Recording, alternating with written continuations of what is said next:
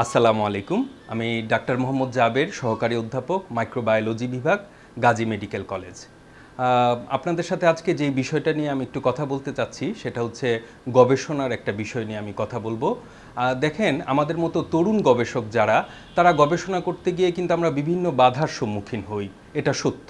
এবং সেটার মধ্যে একটা যে গুরুত্বপূর্ণ বাধা, সেটা হচ্ছে আমাদের টাকা পয়সার অভাব পড়ে যায়।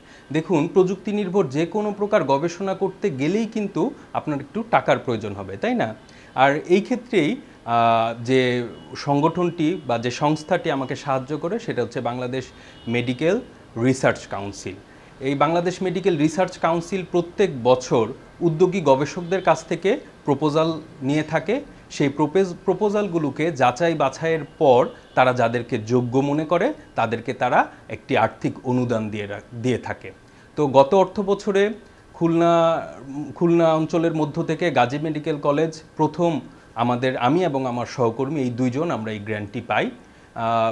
বেশ কম্পিটিটিভ একটা পথ আসলে পাড়ি দিয়ে গ্র্যান্টটি পেতে হয়, কিন্তু আমি মনে করি যে আমরা যদি চেষ্টা করে যাই এবং নিত্য নতুন সময়োপযোগী প্রপোজালগুলো সাবমিট করতে পারি তাহলে এই গ্র্যান্ট পাওয়াটা কঠিন কিছু নয়।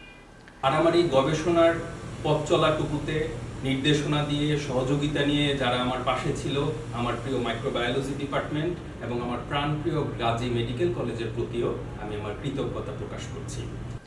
আমাদের গবেষণাটা ছিল বাংলাদেশের 3টি প্রান্তের 3টি অঞ্চল, বগুড়া, ঢাকা এবং খুলনা অঞ্চলের ইউটিআইয়ের জন্য দায়ী যে ব্যাকটেরিয়াগুলো সেগুলোকে শনাক্ত করা এবং তাদের অ্যান্টিবায়োটিক কার্যকারিতা নির্ধারণ করা, এবং একই সাথে ইএসবিএল উৎপন্নকারী একটি ব্যাকটেরিয়া যাকে কিনা আমরা সুপার বাগ বলে থাকি, তাদেরকে একটি অপেক্ষাকৃত উন্নত প্রযুক্তি পিসিআরের মাধ্যমে শনাক্ত করা। আমাদের গবেষণায় আমরা যে চিত্রটা পাই সেটা কিন্তু উদ্বেগজনক। আমরা যে হারে ইএসবিএল শনাক্ত করেছি বাংলাদেশের বিভিন্ন অঞ্চলে, তা আমাদের স্বাস্থ্য ব্যবস্থার জন্য ঝুঁকি বলে আমি মনে করি।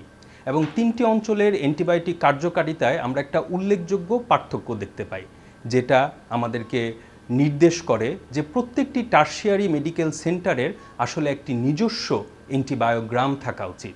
আর সেই অ্যান্টিবায়োগ্রাম অনুযায়ী যদি আমরা অ্যান্টিবায়োটিক ব্যবহার নিশ্চিত করতে পারি, যেটাকে আমরা অ্যান্টিমাইক্রোবিয়াল স্টুয়ার্ডশিপ বলি, তাহলে হয়তো আমরা ভবিষ্যতে যে ঝুঁকিটা তৈরি হবে, অর্থাৎ সাধারণ সংক্রমণেই হয়তো মানুষ মারা যেতে পারে কার্যকরী অ্যান্টিবায়োটিকের অভাবে, সেই ঝুঁকিটা হয়তো আমরা তখন মোকাবেলা করতে পারবো যদি আমরা এখন থেকেই সচেতন হই, চিকিৎসকের পরামর্শ ছাড়া অ্যান্টিবায়োটিক সেবন থেকে বিরত থাকি এবং যখন প্রয়োজন এবং যতটুকু প্রয়োজন, যেটুকু সময়ের জন্য প্রয়োজন, শুধুমাত্র সেভাবেই আমরা অ্যান্টিবায়োটিকটা গ্রহণ করি।